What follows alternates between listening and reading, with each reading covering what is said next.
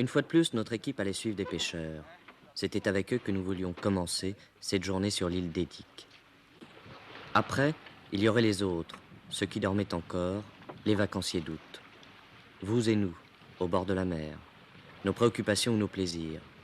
Notre ignorance aussi de ces hommes de la mer, comme parfois nos rencontres avec eux. Il était 6 heures sur l'île d'Édic.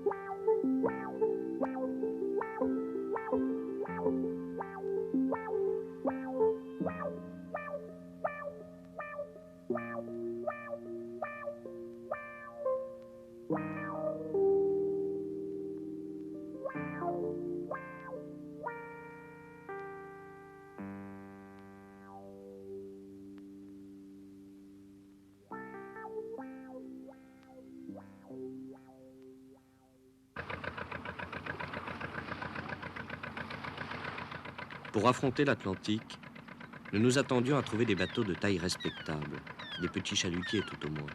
À Édic, île du sud de la Bretagne, les pêcheurs n'utilisent que ces pinasses.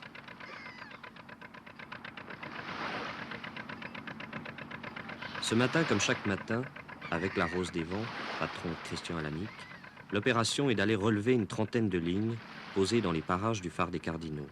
Cette pêche, connue ailleurs sous le nom de palangre, est appelée ici le bao. C'est la spécialité de Christian Alamic.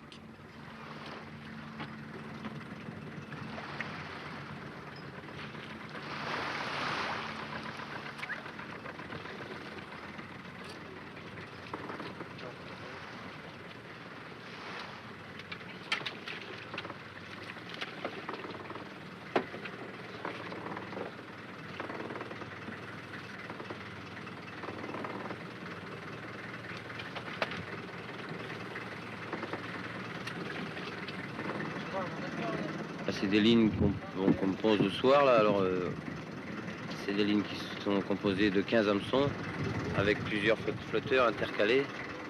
Chaque ligne mesure 100 mètres. Et on pose ça dans des endroits très, très sauvages parce que le bar aime bien être dans le... C'est un poisson qui est toujours dans le mauvais temps. Enfin, alors on pose ça très près des cailloux. On met ça entre deux bouées avec un petit caillou un poids de 6-7 kilos. Et on les relève le matin, on laisse passer la nuit. Vous arrivez à avoir combien de bars par bao? Quelquefois, j'ai vu faire des baos de 10 poissons sur 15 hameçons. Mais enfin, c'est rare. Quelquefois, j'ai vu lever 20 baos et pas pêcher un poisson. Sur 300 hameçons, pas pêcher un poisson.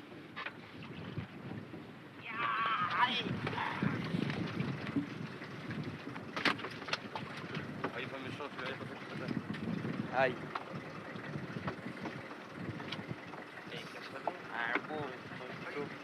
Pèse combien? Hein? Pèse combien? 5 kilos. 5-6 kilos, oui. 5-6 kilos? Oui, il a dû bouffer un peu pendant ce point, non? Il a quel âge? Hein? Il a quel âge? Ah, ça, faut regarder sur les dents. Je sais pas. Ah bah ouais. Ok, là, je veux pas savoir. Il y a des vieux qui sont gros, il y a des 3 ans peut-être. 3 ans. C'est plus aussi. Ah, le meilleur poisson. Alors, Édic, escale jusqu'à 16 heures. Départ ensuite pour Ouate et la Trinité-sur-Mer. Après la vedette et ses excursionnistes à la journée, l'Eneswad, le courrier qui en 2 heures relie le continent à Édic, fait son entrée dans le nouveau port. Le courrier, tout le monde l'attend. Campeurs haussiens, vacanciers résidents, et puis évidemment les habitants de toute l'année. Le courrier, c'est le lien entre le continent et Édic, l'île sans voiture, où le tracteur, bon à tout faire et unique transporteur, remonte dans l'enthousiasme ses précieuses marchandises jusqu'au village. On est venu chercher la télé, personne, hein. Pas 2 jours de rang, ouais. Pas 2 jours de rang.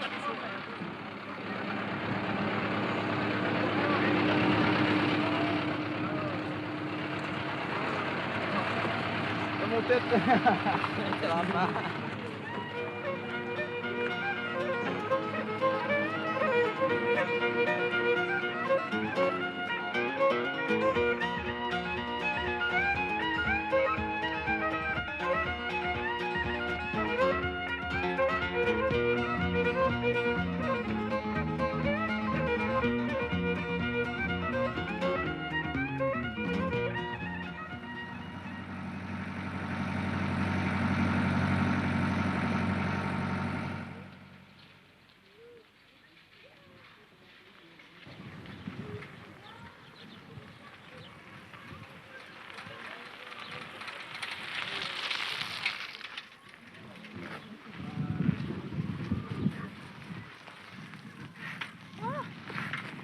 Pas descendre.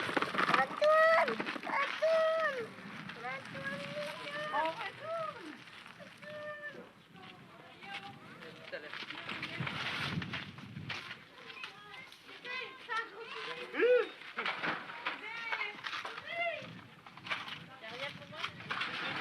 Un petit peu.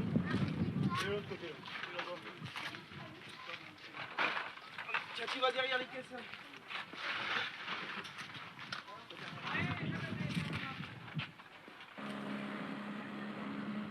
Au milieu des voiliers au repos, Maurice Alanic et ses compagnons rapportent l'autre élément vital de l'île, le poisson, nourriture de base des gens d'ici. Nourriture précieuse, elle aussi. Surpêche, pollution. Ici, le poisson devient de plus en plus rare. Un véritable clan, ces Alanic, la pêche dans le sang. Après Maurice l'aîné, il y a Marc, qui débarque le poisson de son bateau, son bonnet breton toujours vissé sur la tête.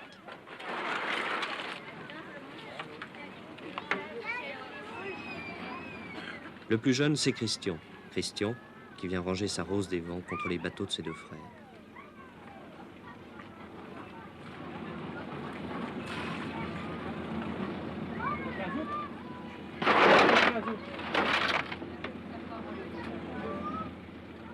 Alors ben, moi je fais la pêche aux crustacés, quoi.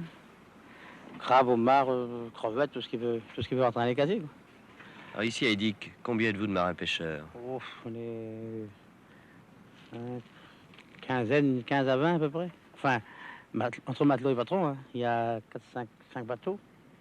Il y en a 3, 4 côtés ici, il y en a 2 ou 3 de l'autre côté. C'est un nombre qui est en diminution? Ah oui, depuis déjà au moins une bonne dizaine d'années, plus que ça même. Ah oui.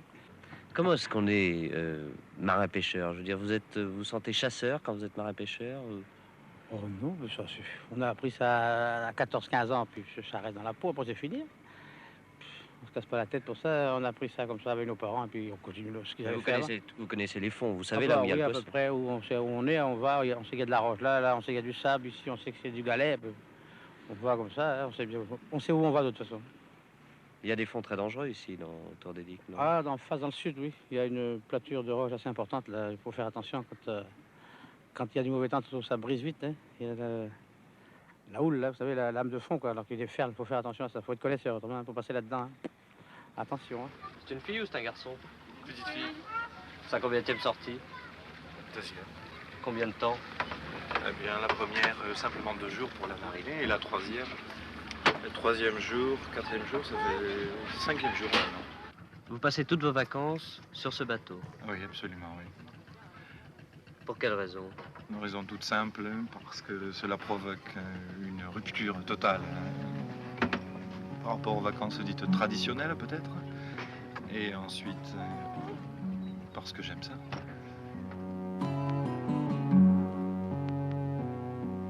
Le dépaysement, évidemment, on le trouve à Edic. 1,5 km de long, 800 mètres de large, 17 mètres au point le plus haut au-dessus de la mer. Son village, partagé entre ces 2 ports, celui créé il y a 4 ans et tourné vers le continent, l'autre, le vieux port, face à l'océan, et qui vit à l'heure des marées.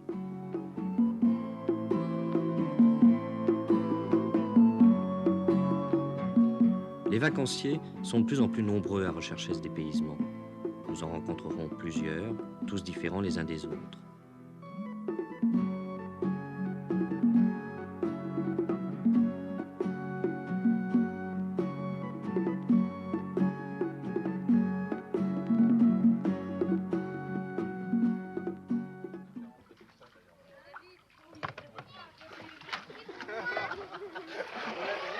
Des petites éponges vertes là.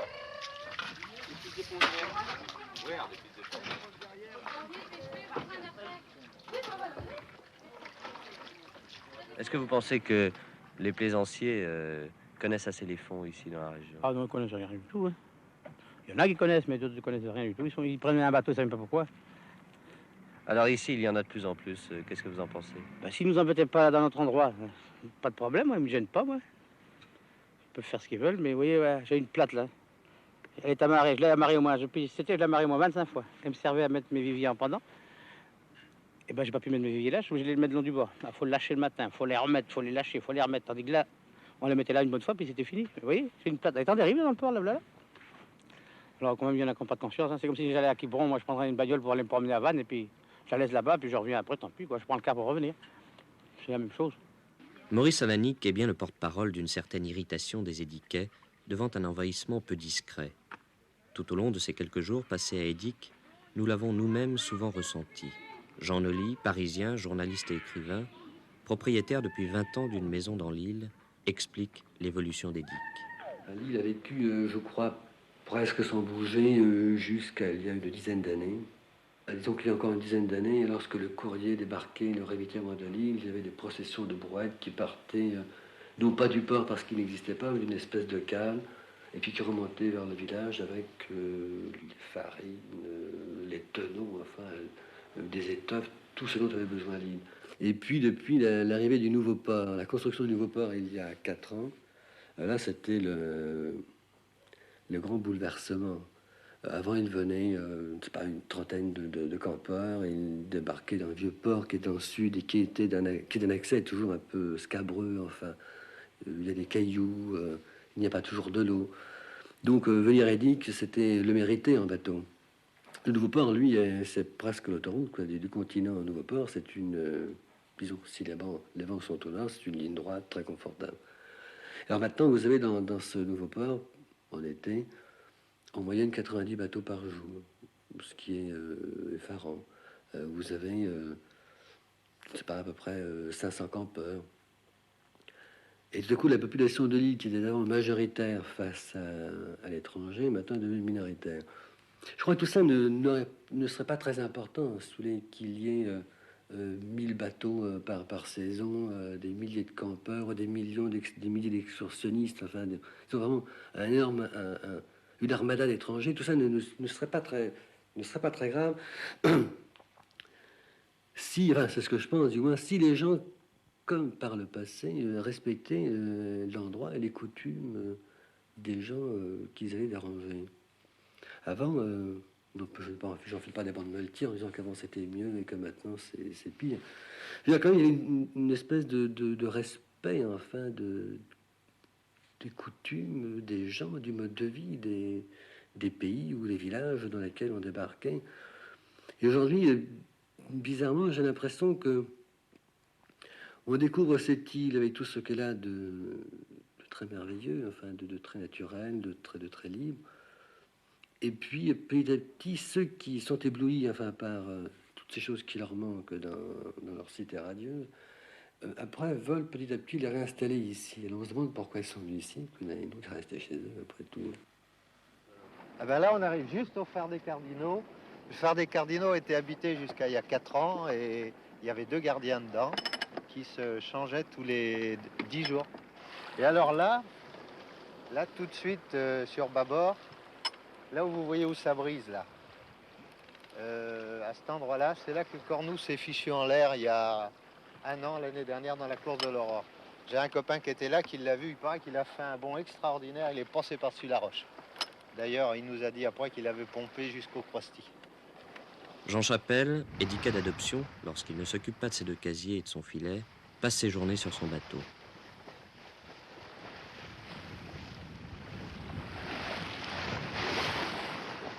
Les fonds, je les ai faits, je les ai tous pratiqués d'abord avec les marins-pêcheurs.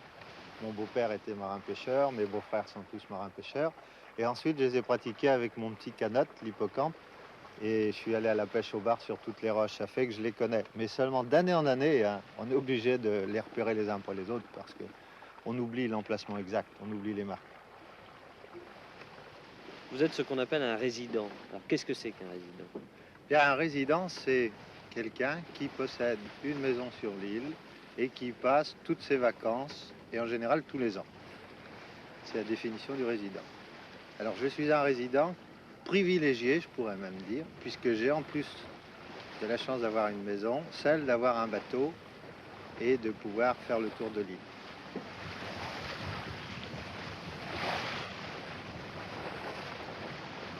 Est-ce que vous vous sentez proche des gens d'Édic, des édiquettes, ceux qui habitent ici toute l'année? Alors je suis proche d'eux parce que pratiquement 75% des gens sont apparentés à ma famille. Vous êtes cousin de tous les pêcheurs ici? Je suis cousin ou beau-frère de la plupart des pêcheurs. Oui. Et je suis un peu éloigné d'eux parce que leur travail est tellement pénible que moi je ne pourrais pas le faire. Vous aimeriez vivre ici, par exemple, 12 mois de l'année? Ah, j'aimerais bien, mais je crois que je ne pourrais pas le supporter. Ça, c'est un rêve. Pourquoi est-ce que vous ne pourriez pas le supporter? L'hiver, la vie est très dure. Très dure. Là, on est par une belle journée d'été, il fait beau. L'eau est calme, mais l'hiver, quand le vent souffle à 150 km à l'heure, que les nuages traînent au ras des maisons, qu'il fait froid, il y a de l'humidité, on n'est pas habitué à ça, nous. On est des gens du continent. Hein.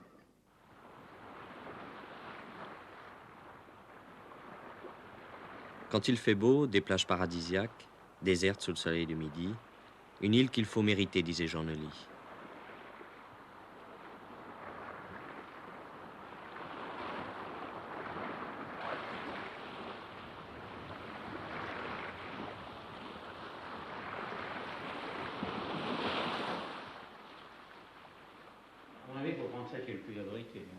Alors c'est les plages au sud. Ah, les vents sont ouest, donc on prend les plages du sud. C'est du matin. Donc on pourra aller se baigner là.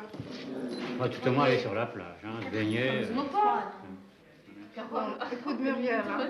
Tu es assez grande, tu vas te servir toi-même. Hein. Attends, je prends ça. Là, sers-toi. 2 ans de suite, ils sont venus camper à Édic. Cette année, ils passent leurs vacances dans l'unique hôtel de l'île.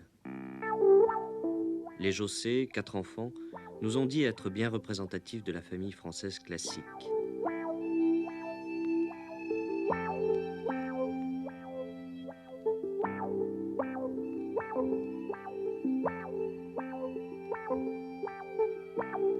Est-ce que vous avez des liens avec les gens ici de l'île, que ce soit les résidents ou les pêcheurs? Assez peu finalement, enfin. Si, quelques personnes, des vrais édiqués nous ont déjà parlé. Mais depuis 3 ans, est-ce que vous trouvez que vous avez vraiment des liens avec les gens? Est-ce que vous êtes on a des liens, surtout ce qui est curieux, c'est avec les personnes qui reviennent systématiquement à l'hôtel. On forme un véritable clan, comme je vous l'ai déjà dit. Tous les ans, on se retrouve. Une poignée de Parisiens essentiellement. Et les marins-pêcheurs? Ils sont très sympas, oui. On leur parle. On a eu l'occasion de prendre des photos avec eux déjà. Non, moi j'ai le sentiment de ne pas les connaître. Non, on n'a peut-être pas fait ce qu'il fallait pour on a fait effectivement une photo une fois d'un gars qui ramenait des poissons. On s'est mis près de certains bateaux, c'est ça, mais enfin, ça s'appelle pas vraiment parler. Je pense qu'ils ne cherchent pas à connaître le touriste. Alors, vous n'avez pas de maison, vous êtes à l'hôtel, vous n'avez pas de bateau. Qu'est-ce que vous faites au bord de la mer? Un petit bateau pour les enfants, un petit jouet, quoi. Non, un gros bateau, ça ne nous attire pas tellement. J'ai pas le pied marin. Ce qu'on fait, je vous dis tout simplement, les jours n'est-ce pas, on se baigne quand le temps le permet. Enfin, c'est 3/4 du temps, on se baigne. On se promène. Et puis on se promène. On va d'une plage à l'autre, on fait le tour de l'île. On va voir le soleil couchant, le soleil levant.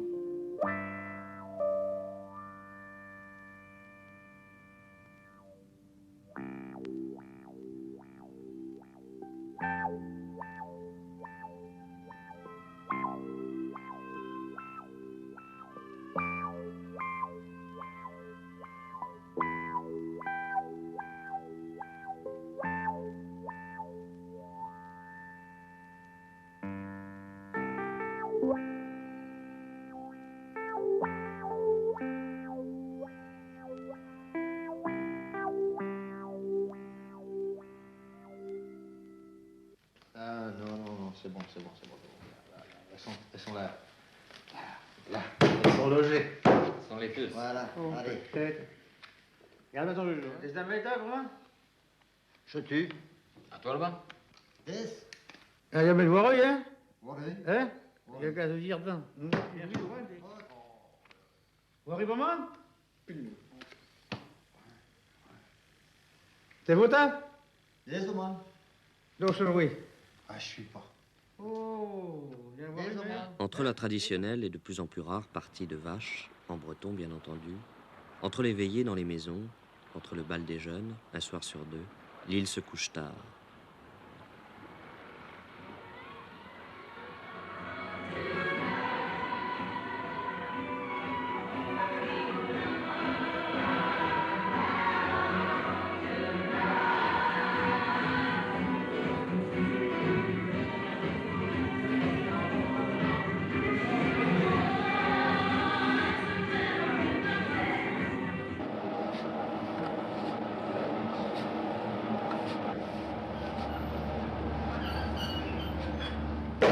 Avec un compagnon, le boulanger commence la deuxième fournée de pain. Il en fera 3. Il est 4 heures du matin. Depuis des années, Édic était son boulanger et le pain devait venir par bateau. Un Édiquais, parti apprendre son métier à Rennes, est revenu il y a 3 ans. De nouveau, Édic a son boulanger. Combien faites-vous de pain par jour? En ce moment, 600. En moyenne, il faut compter 600. C'est dans les 600. 600 pains. Et en hiver? Pour l'hiver, je travaille tous les 2 jours là-bas, l'hiver. Je fais 120 pains pour 2 jours.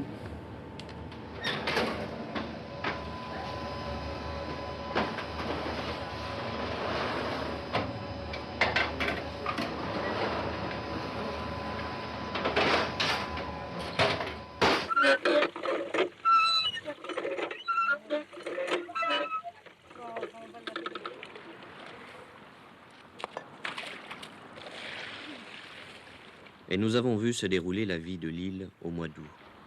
Au milieu de ces tentes de camping posées un peu partout, des maisons pleines d'habitants, il nous était difficile d'imaginer Édic de l'hiver.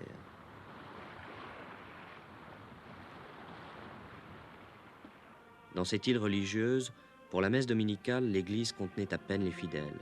Sur le parvis et tout au long du champ qui descend de l'église au village, les groupes, édiquets d'ici, édiquets exilés, édiquets d'adoption, échanger les dernières nouvelles. C'était aussi la dernière messe des vacances.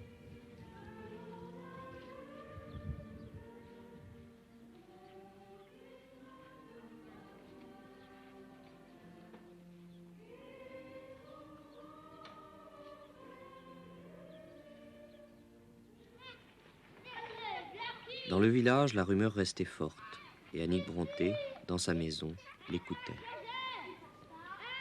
On remarque tout. Vous comprenez? On connaît d'abord les gens. Quand on les voit passer, on sait qui c'est. On sait qu'à certaines heures, les gens passent parce que ils ont envie de se retrouver. Et ça, c'est à une certaine heure de la journée. Et à d'autres heures, c'est très silencieux, c'est très calme. On ne voit personne. Le courrier. Oui, mais le courrier, c'est différent. C'est pas ça la vie du village. On vit dehors et dedans. On vit presque autant dehors que dedans. Il y a les fenêtres ouvertes, il y a le bruit. Ah, toujours. Il y a les fenêtres et les portes sont toujours ouvertes à Édic. Je m'édique parce que j'y ai passé toute mon enfance et que pour moi, c'est très important. J'y avais tout au moins toute ma famille. Nous sommes partis à Quiberon ou ailleurs, quand la pêche à Édic n'a plus été rentable.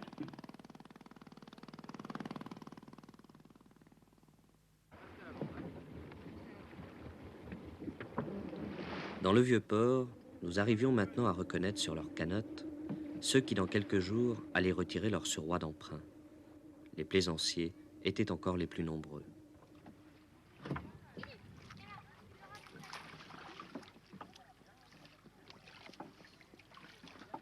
Aux autres, il restait à se souvenir que de ce vieux port, il y a encore une quarantaine d'années, la cale pleine de poissons, les grands bateaux à voile partaient pour le continent. Aller à Auray. Oui, par la rivière que tu allais. Ah, oui, avec des bateaux, des grands bateaux. Des grands bateaux à voile. À voile. Les grands bateaux dont tu parlais l'autre jour. Là. Oui, il n'y avait pas de... Quel nom ils avaient, ces bateaux-là, déjà? L'Espérance, la Couronne, Régina, la Fleur, la Jeunesse. Hein? C'était des grands bateaux. Celui de mon père était la Fleur. En fait, comment les gens d'ici vous voient-ils? Écoutez, je ne sais pas du tout, parce que... parce qu'on est toujours étranger dans une île. On est toujours étranger partout où on n'est pas né. Et je crois que dans une île encore plus particulièrement. Mais il y a quand même, si vous voulez, quel sera l'avenir de l'île, je ne sais pas. Deviendra-t-elle une île à touristes? Sera-t-elle une communauté de pêcheurs? Je l'ignore. Ce serait dommage qu'elle devienne une île à touristes. Parce que je pense que la mentalité des gens risquerait de changer. Au fond, la grande différence qu'il y a entre ici et puis des villes, je crois, dans lesquelles nous vivons, c'est arrivé il y a 5-6 ans. Il y a eu un grand coup de tempête ici sur l'île en hiver. Il y a un vieux pêcheur qui est décédé il y a très peu de temps, qui se prénommait Basile, m'a téléphoné, ce qui lui coûtait beaucoup parce qu'il avait horreur du téléphoner. Enfin, c'est une démarche très compliquée pour lui. Il m'a téléphoné pour me dire ta maison va bien, ton toit est toujours là. Bon, je l'avais remercié. Et puis, il m'avait demandé quand viendras-tu? Alors, je lui avais répondu, je ne sais pas, d'ici 10, 15 jours, 3 semaines. Et il avait conclu en me disant viens vite parce que tu nous manques bien. Jusqu'à l'époque, ça m'avait beaucoup touché parce que, au fond, je me demandais à Paris à qui je manquais bien. Enfin, et si vraiment à Paris, j'aurais pu manquer à quelqu'un, je n'en savais rien. Je crois en avoir eu la réponse il y a à peu près 1 an, au cours d'un déménagement. Les travaux ayant tardé, ma ligne téléphonique avait été déplacée de l'appartement où j'étais dans celui où je devais aller vivre. Et donc, il sonnait là où je ne vivais pas encore. Il y avait 2 peintres qui travaillaient là-dedans, et chaque fois que le téléphone sonnait, il répondait. Tout ce qu'il savait des locataires de cet appartement, c'est que le précédent était mort. Donc, lorsqu'on demandait Jean Nolly, il répondait « il est mort ». Il y a eu comme ça une trentaine d'appels, je présume, de copains, pseudo-copains, d'amis, je n'en sais rien. Donc, une trentaine d'appels, une trentaine de personnes qui ont appris comme ça, soudainement, ma mort. Une seule a téléphoné chez moi pour les condoléances. Pour 29 autres, le 29 autres, j'étais crevé. Bon, bah, c'est fini, quoi. C'était comme ça. Alors, je dis pas que je suis très sensible à ce que l'on vienne derrière mon cercueil, mais je crois que ça prouve bien la différence qu'il y a entre ici et les villes dans lesquelles nous vivons. Ici, depuis le début de l'année, il y a eu beaucoup de décès et la mort de quelqu'un ici est ressentie d'une manière très profonde. Non pas la mort en tant que mort, parce que nous mourrons tous, mais c'est l'absence. Et je crois qu'à Paris, nous avons perdu le sens de l'absence des gens que l'on aimait bien. Fizuliua sabreno Astenet mar plish ganyor Fini sadin madeyo Astenet mar plish ganyor Fini sadin ma buée Vin ma hindar beda vale maharante Chwar ve aret ganen E ver ganer machadur E ne servatimam Da navigi varar mor Pas échu et viageru et déposar joie Ma douche da guerner en coperissa